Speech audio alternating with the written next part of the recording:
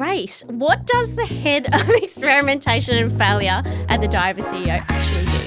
Yeah, it's probably my most asked question. I'm joined today by Grace Miller.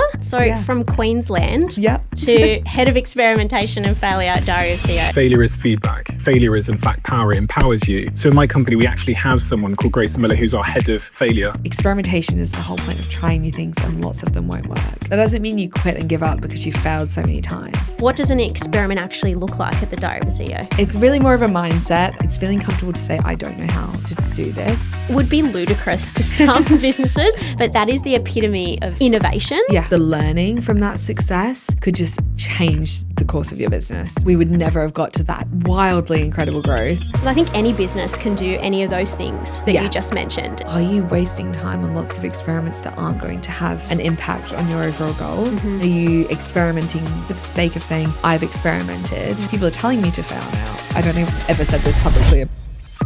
I've been on the inside of some of the fastest growing businesses on the planet, helping them build new technology and build with AI. And one of the things that I've learned is that experimentation culture is key for building in a world that's largely left still to be defined and still unknown and changing very, very quickly.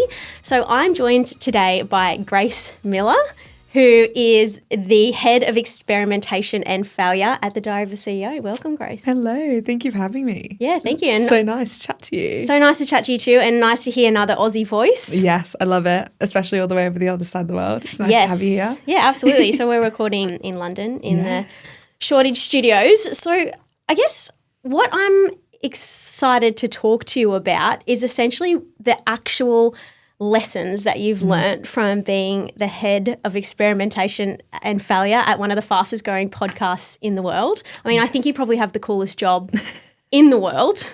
Yeah, I do get a lot of people DMing me that, and I know how grateful I am for it, but it still doesn't feel real to say Doesn't it? No. Oh, well, there's so much that we can learn from you.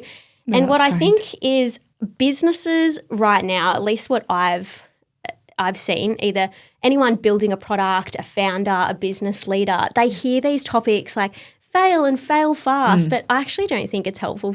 It's not really helpful. It doesn't really tell people what to actually do. No. So I want this to be a masterclass in experimentation and failure. So I think maybe we start off with a really obvious question. Yeah. Grace, what does the head of experimentation and failure at the Diver CEO actually do? Yeah, it's probably my most asked question. Is it? Yeah. And people say, like, what does a head of failure and experimentation do? Especially in podcasting, because experimentation is traditionally in CRO, web, a lot of more tech companies, and it's slightly more untraditional in podcasting because we don't own the platforms to be able to see the end-to-end conversion. Some of them we do in our like product and distribution, but not in terms of when we're posting on YouTube or Spotify. And so experimentation across our company is a mix of helping the team try new things, finding ways to innovate, whether that be through AI, new platforms. We're even doing like translated episodes now, which is really exciting. So really taking a leap into new areas that we could be innovating and trying. And then the third part of failure is it's really more of a mindset. Failure is than actually going out and saying, let's fail more. It's let's try new things and see how we can progress through experimentation. And if failure happens, that's okay because we're learning at a faster rate possible. But I'm sure I can go into a whole question on failure in a minute and explain exactly how we do that and how it works. I would love to do that. So I guess more specifically, I love sitting here with other Aussies who are doing very interesting things. So tell me a little bit about how you ended up in the role and maybe how did the actual role come about? Did Steve say, as part of the journey of being, one of the biggest podcasts in the world, this is the role that we need? How did that come about? Yeah, so I moved from Australia almost 4 years ago, and I was in aviation and marketing and social media at the time. That was actually through COVID as well, which was really interesting because it was quite a challenging time in the industry, but luckily I wasn't made redundant. So I got to work through that, which built a lot of resilience as well. And I think the failure side really was a big experience within that role. And then when I moved into Steve's team, I moved to the UK, I actually wanted to set up my own business and I wasn't looking for jobs. And I saw one of my colleagues, also called Grace, she posted an Instagram story for a social media role. And I said, okay, if there's anyone I want to work for, being in the social media industry, it was Steve. And I applied. I applied on the Monday, had an interview with them on the Wednesday and was offered the job on the Friday and then started the next Monday. It's very different now. We have a lot more structured hiring process, but I think it's really interesting when things are in such a startup phase that sometimes like gut instinct can really work for people. And so many of the team who were there at the start are still there today, and clearly they're doing something right, which is amazing. And so I was in Steve's social media marketing team for 2 years and got to experience everything from social community, paid marketing, all the way to helping to start and build our products, which was really exciting. And then almost 2 years ago now, Steve said, I've seen the likes of Amazon, Tesla, Google all have experimentation departments. Like I'm obsessed with Google X and all of the moonshot and things. And we'll talk about some of that today. Yeah. And he said, I'd love to do something like this. And he'd seen me already experimenting within my current role and asked if I'd like to lead the department. And I said, absolutely. I had no idea what experimentation was, but I thought, why not take on a new challenge and see what happens and evolves from it? Great. And it was by far the best decision I ever made, saying yes to that. Love that. So from Queensland to head of experimentation and failure at Diary of CEO. Yeah. Absolutely love it. Do you think, so I guess the one question businesses would ask is, does everybody need to have this role? The head of experimentation and failure. I mean, not all businesses are big enough, I would guess, to have that type of role. What's your advice on, and actually maybe to, where does your role actually sit inside the business? Yeah. We actually had our 5-year OGSM last Friday, which was really exciting for the company. And looking at like, how does the company now shift from what it was with one podcast to now Flight Story Studio, which has multiple podcasts and more to come, which is really exciting. And experimentation is actually, I would say for us, it's the department, but for most brands and companies, it could be an ethos. Yes. And I am not the only experimenter in our team. Every single person who works in the company should experiment. And that's the point. So our team of experimentation sits across the whole company. I facilitate and help people experiment, and then I'll also run my own experiments. So it's a mix of both. But it's actually a mindset that people should be thinking about every day in their work of, how do I improve? How do I try something new? How do I get better? And we have encouraged the mindset through, right now we have like a weekly award, and it's a giant like experimentation and failure trophy. And whoever wins that, so the mindset is every week people get to share in our experimentation Slack channel what experiments they've run, what they've learned. And from those people that submit, it will then be awarded to one of those people. And so it's really reinforcing the behavior of experimentation, but it's an ethos basically. And my role is to help facilitate and make sure that that's happening across the culture. Yeah, wow. I think the rewarding the failure part is quite interesting. So I married a professional big wave surfer. I saw that. So he's like living with an expert in failure because their whole entire jobs essentially is to surf these buildings worth of water, like 25-foot waves. So brave. It is brave, but what I found, having been working in tech and following my big wave surfer husband across the world, is that what's so unique about that industry is they actually have awards for failure.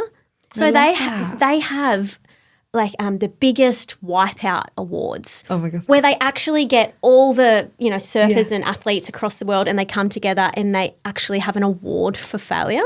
So amazing. And I just thought, in what other industry does that exist really? And there is so much that we could be learning from that to celebrate failure, because you really, I often sit in front of businesses and they say to me, Nat, how do we be more experimental? And I say to them, well, where does risk-taking live inside your business? And they say, oh, well, it doesn't really. And it's like, you can't be experimental without actually having a culture that rewards risk-taking. Yes. I read a book by a professor called Amy Edmondson, and she's a professor at Harvard. And her book is basically called How the Best Teams Use Failure to Succeed. And it's all about psychological safety and risk-taking, and how do you allow your team to feel comfortable to take those risks and know that they won't be shouted at if it's gone wrong or lose their job or get in trouble.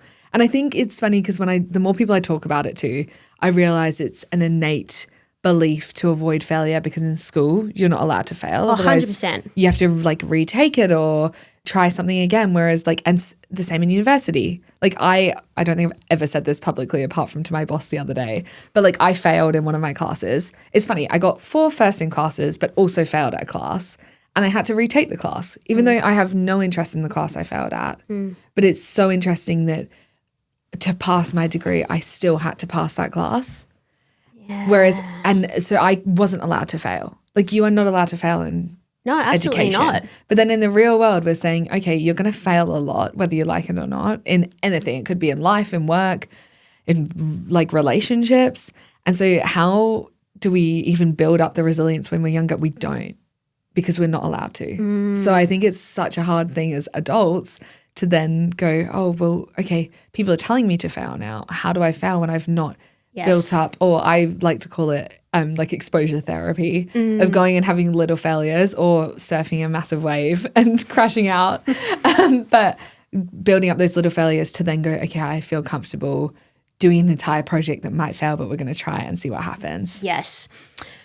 I love that. So one thing we learnt in Google is there's one specific trait that we found in our research. So of what the most highest performing teams were inside Google. So we did this particular research. It was called Project Aristotle, where we went across Google and we looked at all the highest performing teams to see if there was some kind of pattern that we could learn from each one of those teams, and then hopefully we could take that magic sauce and give it to all the other teams to be super successful. And the number one thing that came back for those most highest performing creative teams was this idea of psychological safety.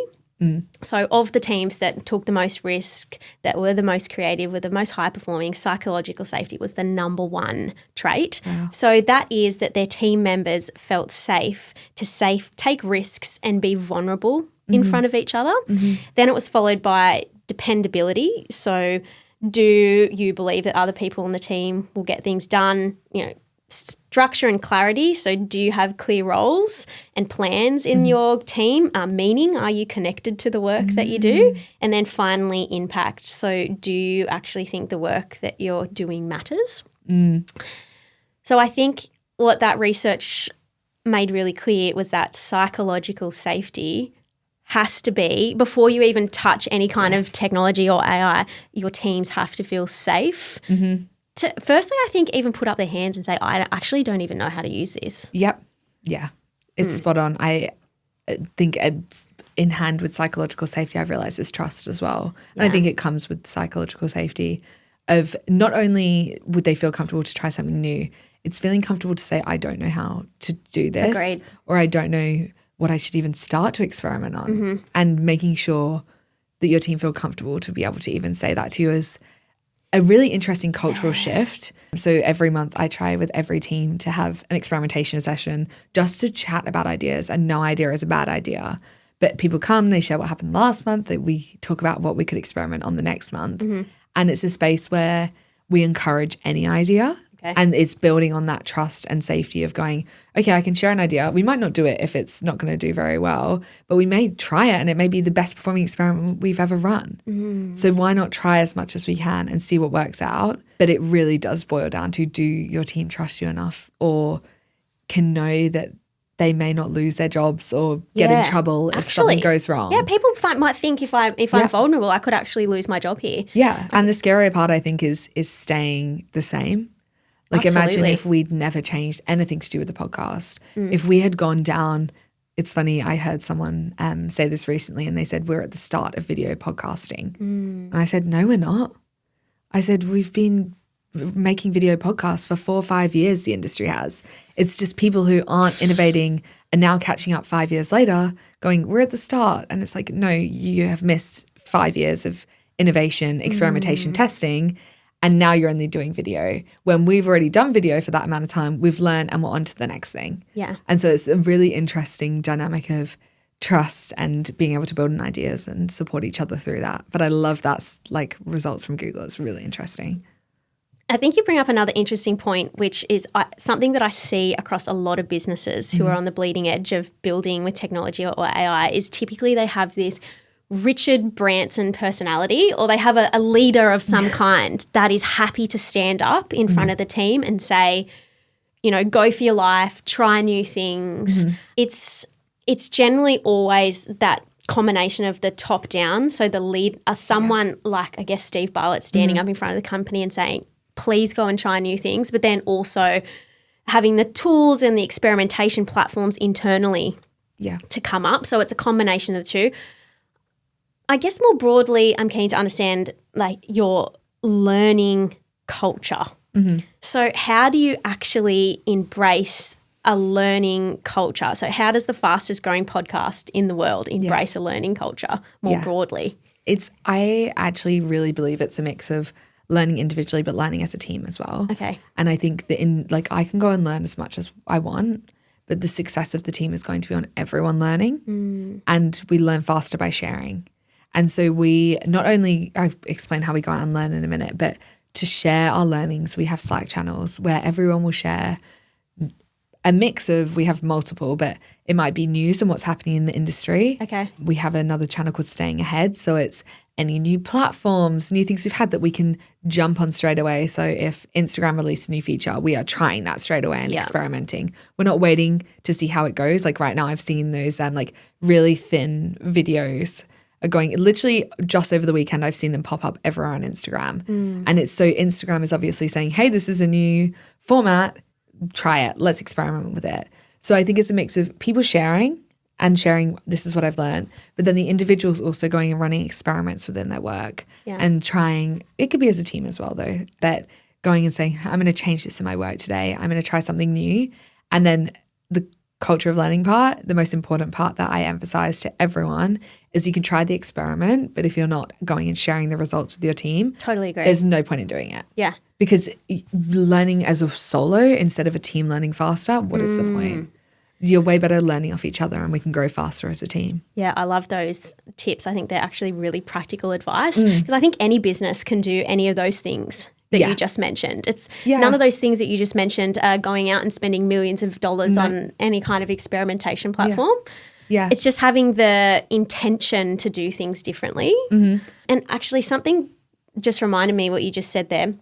I've worked very closely with a product leader who built a product for over 6 billion users. And I remember sitting down with him and talking to him about experimentation. And we were debating this kind of velocity over accuracy topic.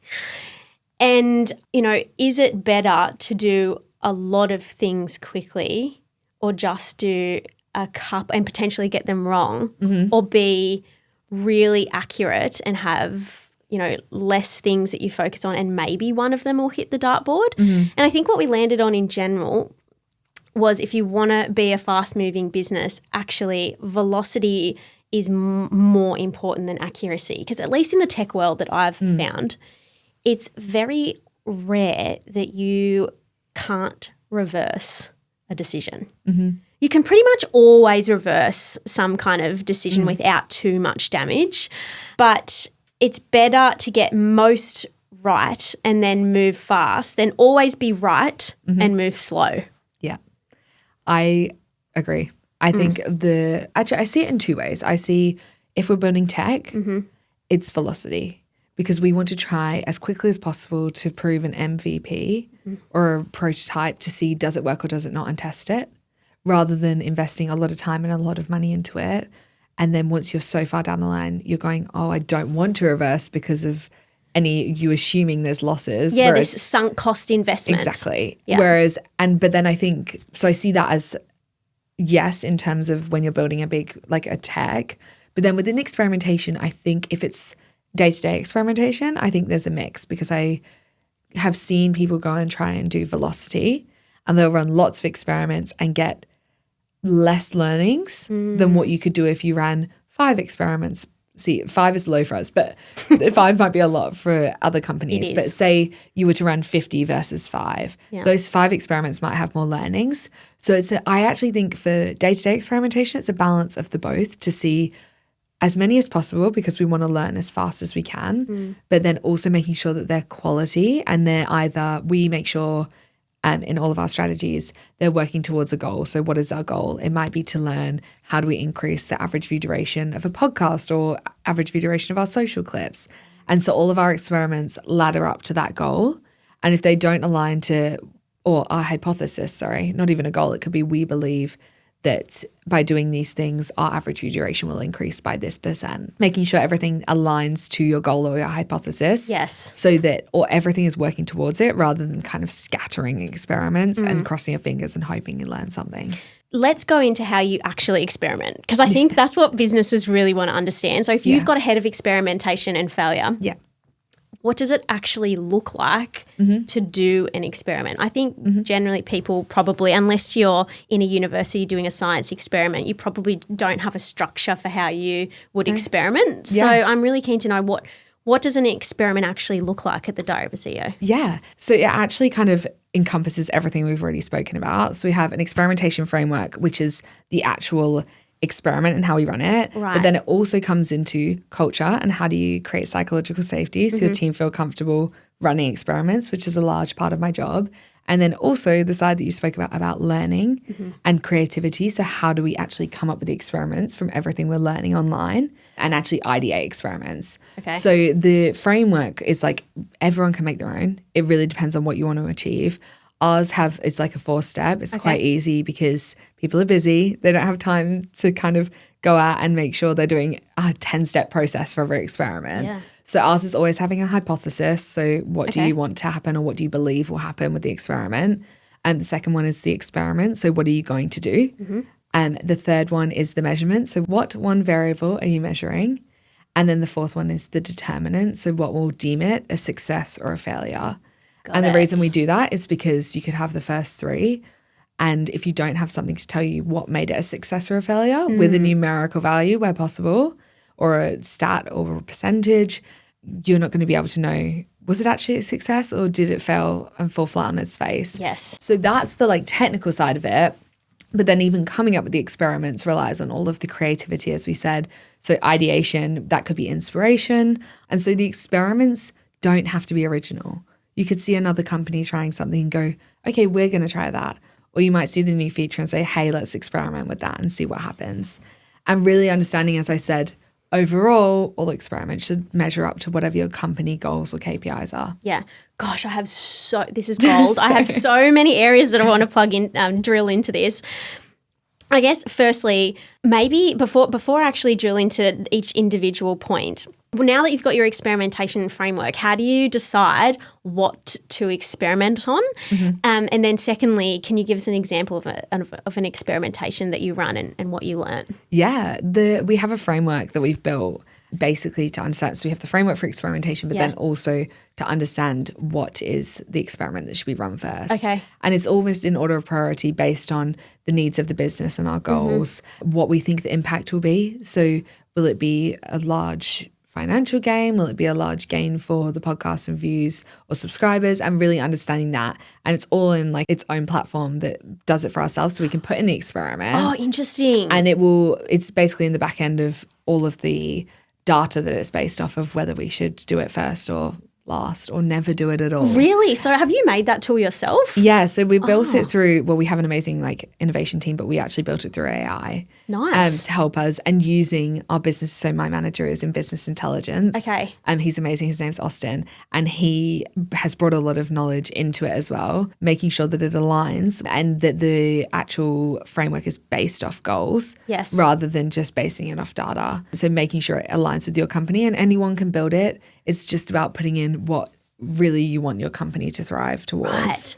I love that. So you've actually built an experimentation platform to help people at Diary of a CEO actually decide what experiments they should work on first. And I think, that's probably the thing that I think businesses struggle with the most. They get really excited about there's all these things we could possibly build with technology or possibly build with AI, but what do we actually work on first? And I think to your point, it's at least what I'm seeing in businesses right now when they've run hackathons and then they've got these list of 100 ideas and then they go and say, what do we work on first? Yeah. Sometimes they can just get so overwhelmed that they don't start anywhere. So I love the idea that you've actually used AI to come up with a framework or a model to list or based on the priority. And I think what I'm finding with businesses, it's this balance between, I guess, pricing the problem. So is the problem going to cost us time? Is it money? Is it resources? Is it headcount? Like how big is the problem that we need to solve? But then also this idea of momentum. Again, we talked about this before, momentum versus speed. So in big businesses that I work with right now, they're kind of very focused on let's get one or two kind of big problems, figure out what they are and experiment on those things, and versus smaller startups right now, they're saying, let's do 100 different experiments all at once. And I'm not sure either of them are better than the other. They're just different ways of doing it. Yes. But what I've found, the winning formula between those two types of businesses is pretty much the one thing that always wins is momentum is key. Yes. Because you can spend so much time trying to experiment on this big chunky thing, and it's almost like this sunk cost investment fear that if you're kind of pushing this thing so hard that you want it to work, when actually sometimes even if the problem that you start working on isn't as grand or isn't as big, just getting people across the business to actually buy into the idea of testing sometimes can be even more valuable. Yeah, it's spot on. And I think Steve shared a really interesting graph on this on his LinkedIn. And it's the momentum and growth of the Diary of a CEO YouTube from 2019 to today. And it is incredible. It is really slow at the start and then it just skyrockets, and it's the exact epitome of experimentation. If you had stopped and just thought, oh, we need to keep changing, making sure our experiment's correct, or we don't know what to focus on, we would never have got to that like wildly incredible growth.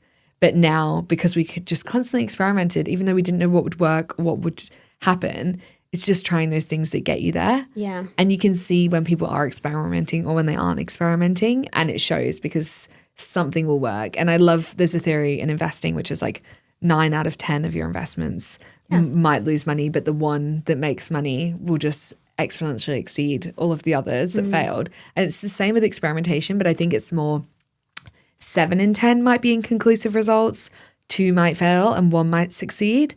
But the learning from that success could just change the course of your business, and it could make you so much more money or followers or whatever your goal is. And realizing that that is the reason you experiment. But also I think, which we've spoken about a bit, is the resilience to when something comes back inconclusive is not going, oh, it didn't work. It's going, okay, we found that was inconclusive. What's the next experiment we can iterate or try off that and continue to develop, because most will be inconclusive or fail, but that's okay, because when they're a success, it's so worthwhile. Speaking of experiments, can you give us a couple of examples of experiments that you're working on? Yeah. And maybe what you've learnt? Yeah. So there's really a mix depending on from like small everyday ones that are little tweaks to like larger ones that are bigger projects and could eventually become innovations, full teams. So that's why I see experimentation as such an interesting concept, because there's so many different ways you can go about it. So one of the ones Diary of a CEO is most famous for is the thumbnail testing, which YouTube has done amazing now at building that in platform. So they have, and title testing now, which is really exciting. You can basically put in 3 different titles or thumbnails, and they will test them based on statistical significance, which no other platform has been able to do on YouTube before, because they don't have the back-end data. So it's really exciting to have that feature in. And most people or most YouTubers should be using that where possible, because it's based off your click-through rate, but also watch time. So it's really understanding not just what people are clicking through for, but are they converting and staying? Yes. So I love that. For me, it's Spotify and YouTube are the for podcasting, amazing platforms within experimentation, because they're constantly bringing out new features and new things you can like test and learn on. And on YouTube, they also brought out like a back-end AI software where you can basically chat to it and it will come up with topics and ideas for you. So being able to experiment with that as well and say, like, based on the current data of my channel, what would you say I should make a video in next? And I know other people, not within our company, but YouTubers and podcasters have tried that, and they've done really well, and they've said their videos have performed a lot better by using the tech that's built in the platform. Yeah. So I think it's an amazing experiments to run, is using what's already in there. And it's really easy. Like, you don't have to go and, as you say, invest in having another like person as an experimenter, or having a team or someone else or a software. It's already in the platform for you to use. And similarly to Instagram trial reels, being able to use those and experiment on there. It's literally an experimentation tool to see what works, what brings in new followers. And you can then go, okay, I'm going to keep iterating that on my page. And I'm so obsessed with all the new tools that the companies are bringing out, because they make experimentation so much easier for us. But I'm, a bit of a nerd about that. So. No, I just think they're great examples, particularly if you're, listening and you're building some kind of brand or building some kind of following. I think that's incredible to see. And just the fact that you actually have the time and space and mindset to actually think like that. And I think there are a couple of ways that I've seen businesses, be experimental. I think you can have a particular role like you have the head of experimentation and failure. And then secondly, you can actually create the broader culture of experimentation or failure. Or some businesses actually are setting up like incubation arms inside the business. I don't know if you're thinking about this, but it's actually like they're treating it like a venture fund inside their business, where they say, hey, come, bring some of the best ideas across the business. In Google, we've had things like this before, a team called Area 120, where you can actually bring your ideas, get a team of people together and work on a project for a couple of months. And then each time you actually hit one of the measurement metrics, you get more funding and more time. So it's almost like a little venture capital, I guess, firm or fund inside your own business. I love that. I've heard of Area 120. Yeah. And then also things like, businesses or founders might be sitting here and thinking like, we can't go off and build a whole team to do that. But I think what I've found is sometimes it's actually just the permission to think differently. So in Google, we have this thing called 20% time. And it's this is actually how Gmail got created. Wow. And it's this idea that you spend a couple of hours every week. You say 20%, you say, oh, okay, that's a day a week.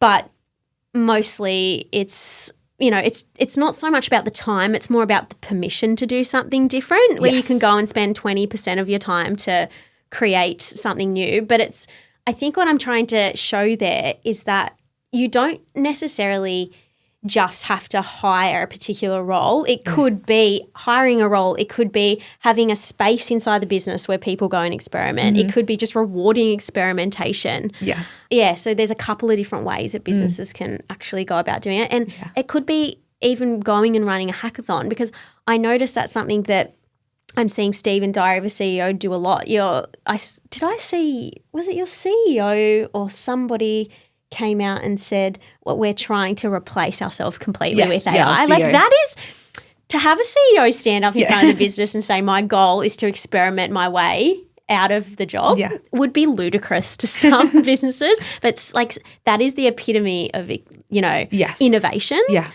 I think that's the whole point though, is we did an AI agent competition and for, I think it was about 8 weeks, everyone got to innovate and try to build AI agents. I'd never hadn't even delved deep into ChatGPT, because I like to think for myself most of the time. And but now I'm very heavily interested in ChatGPT. But the competition made me really interested in AI. And I'd never built tech, never even really had learned much about the platforms. I'd heard about them, but I hadn't delved deep into them. And it was the best time that I'd ever had, being able to try something new. And I spent a lot of time learning how to build an agent and understanding how it works. And it's not so much that I need to now go off and become a developer and build things, but it's the understanding of, this is what I could do to help either speed up my process, replace myself, which the idea isn't the concept of replacing ourselves doesn't mean you get booted out of the company. Yeah, let's just be clear. Yeah. No one's getting fired. Yeah, our CEO is not leaving. But the concept is if I could get AI to do 100% of my role right now, I could then spend all of that time doing other work. Yeah. So, and that I just couldn't believe because one of my tasks that I do every week is like keeping the team on top of the new experiments happening on platforms or new features and things. It's quite a admin manual task, but I could build an AI agent or a piece of AI or tech to find all that news for me and just send it straight into the channel. It doesn't need to involve me at all. That's the same with weekly updates. We could get AI to do that. So it's really about the time saving and looking at AI not as something scary, but as something that can help you and save you on all the admin tasks so that you can use your time elsewhere. And it was, the best experience being able to get to do that for a few weeks. Yeah, I mean, I get to see a lot of businesses experiment with AI, and I would say, some of the most forward-thinking businesses, even if you just look what Canva's done, I work quite closely with their team, and they've given their teams like a week to experiment with AI, which seems kind of wild for some businesses, but to me is absolutely necessary. Like, if you really want to stay ahead of the game, it's not going to happen by accident. No.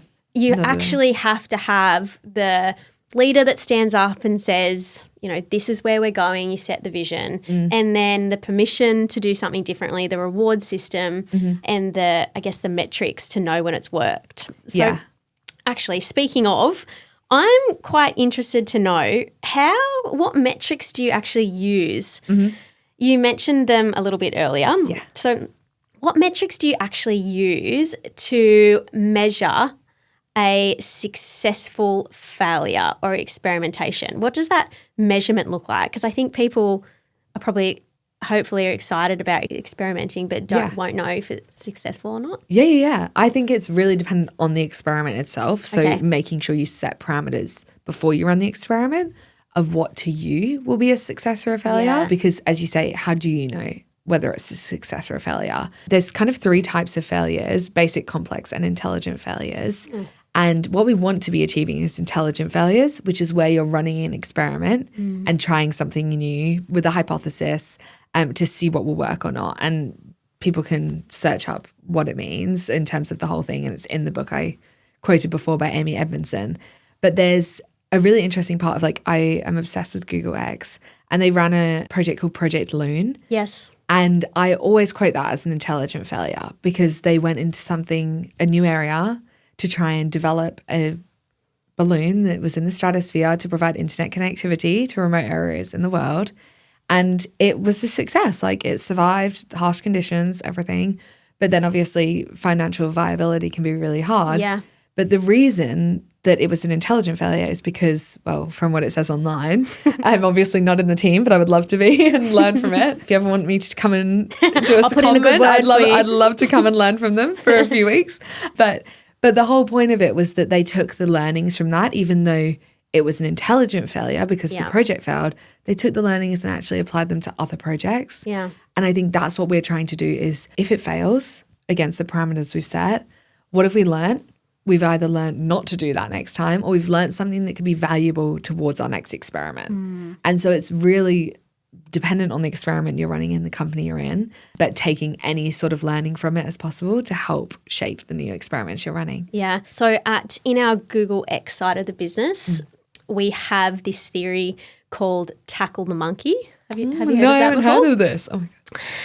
So it's this theory to help businesses be more innovative and make sure that they're actually focusing on the right things. It's the idea that if you wanted to teach a monkey how to stand on a pedestal in a park and recite Shakespeare, imagine if that was the goal for the team, most teams would go and actually build the pedestal first because they actually know how to build a pedestal. And we've been building pedestals for thousands of years. I mean, the Romans have been building pedestals forever. The hardest part of that experiment is actually teaching a monkey how to sing Shakespeare. But what businesses often do or founders, they'll say, okay, we're going to start with building the pedestal because we know how to do that. And the boss will come through the door, knock on the door and say, hey, how are you going? They're saying, yeah, we're going really well because we're building this pedestal. But actually, that's not the hardest part of the experiment. The hardest part would be teaching a monkey how to sing, how to recite Shakespeare. What happens there is that we have this false illusion of progress because we're focusing on the pedestal and not the monkey. Yes. So I think that this whole idea of tackling the monkey is quite interesting. And I spend a lot of time with businesses think about, what is the monkey part of this problem?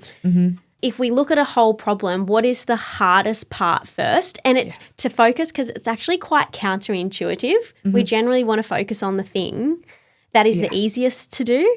But actually true progress typically comes from the unlocking the hardest fast first. And it's almost saying, well, if we can't do the hardest part, then, well, at least that way we know it's not going to work. I love that. And that's what we definitely learned as part of the Loon experience too. Sometimes you can have an amazing opportunity like putting internet into a balloon, but the commercial viability might not necessarily be there. I love that. And I think it also relates, when you were saying that, I was like, wow, this not only relates in terms of doing the hardest part first, but also, are you wasting time on lots of experiments that aren't going to have an impact on your overall goal? And are you experimenting? And I think people can get into this mindset of experimenting for the sake of saying, I've experimented, rather than experimenting and having an impact, good, bad, or inconclusive. It doesn't matter as long as it's having an impact towards whatever your goal is. So you could run one experiment that has an impact, but 10 that do nothing.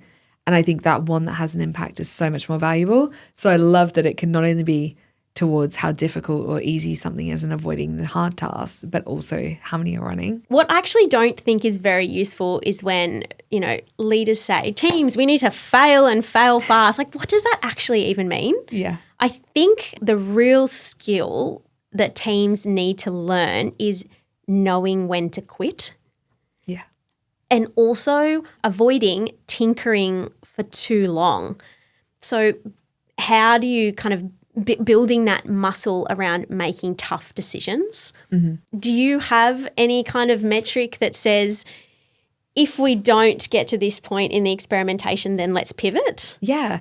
Our overall business also has one. So if we were to start a new podcast or acquire a podcast, there's a framework there of when something maybe not performing as well and we take a turn, pivot, change.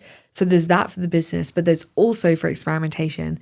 It really comes down to, again, I keep saying it, but like your goals and making sure that whatever you're setting your goal as, that those experiments align.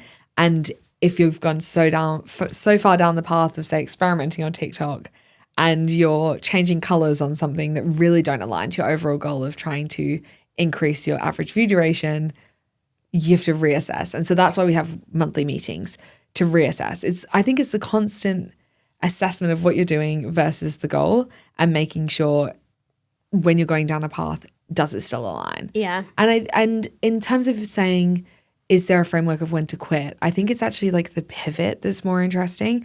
I think, yes, you should quit when it's not going towards your goal. But I think it's the pivot of experimentation is the whole point of trying new things and lots of them won't work. That doesn't mean you quit and give up because you failed so many times. It means you pivot and try something new towards that experiment. Yes. That may be a new area or a new format or a new platform. Not just saying, I give up because this doesn't work. Yeah. It's just you haven't done it right yet. Yeah. And finding the way that is the right way. And that's why this whole fail fast thing, it's actually try as many experiments as you can that are towards your goal so that you can experiment faster and learn faster than your competition. That is the entire ethos of it. It's not let's go and fail 10 out of 10 times. It's let's go and try 10 things. A few will be failures, but the success will get us even faster towards our goal. One thing that I've seen a lot of businesses do across the world who are building really quickly and experimenting is they have this idea of a blameless post-mortem. What happens is if you want to build an experimentation culture, if sometimes businesses can fail because they're focusing on, say, the human that went wrong.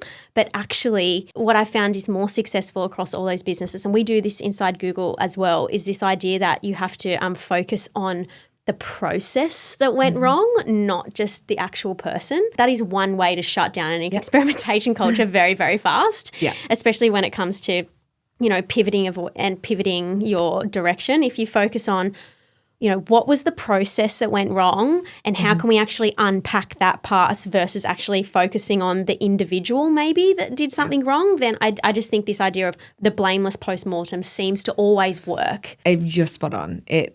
Blaming the person over the process or the experiment is where you will completely destroy your experimentation culture.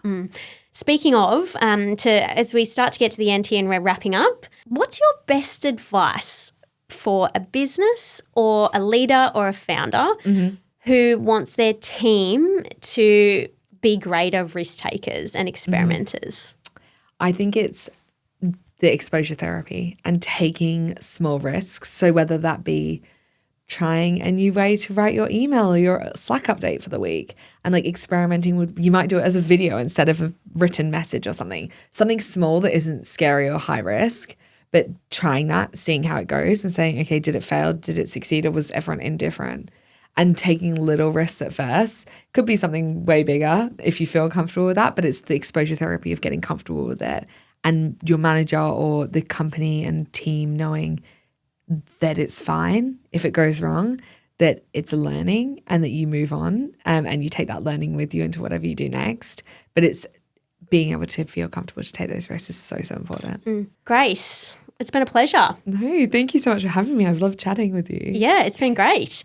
I think you've just shared so much about the realities of what someone that is the head of experimentation and failure is doing at one of the fastest growing podcasts in the world. And I think you gave us some very practical, no fluff, Aussie advice. Yeah. Aussies are too honest. Honest Aussie advice on what businesses can be doing.